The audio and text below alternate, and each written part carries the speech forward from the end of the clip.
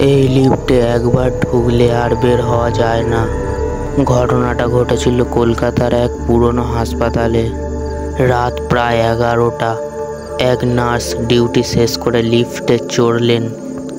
লিফটে আর কেউ ছিল না। দরজা বন্ধ হওয়ার পর লিফট নিচের দিকে না নেমে ওপরের দিকে উঠতে শুরু করে দেয়। 12 তলা, 15 তলা, যদিও ভবনটি 9 তলার বেশি নয়। হঠাৎ লিফট থামলো, দরজা খুলে গেল। সামনে অন্ধকার করিডোর, আর এক কোণে সাদা পোশাকে এক মহিলা দাঁড়িয়ে আছে, মুখটা ঢেকে রেখেছে চুলে।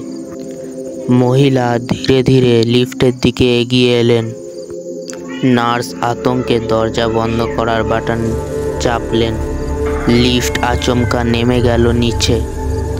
যখন দরজা খুলল, তিনি হাসপাতালের বাইরে রাস্তায় দাঁড়িয়ে আছেন, কিন্তু তার পায়ের নিচে ছিল লাল রঙের ভেজা দাগ। তুমি কি কখনো লিফটে একা ফেঁসে গিয়েছো? কমেন্টে জানাও।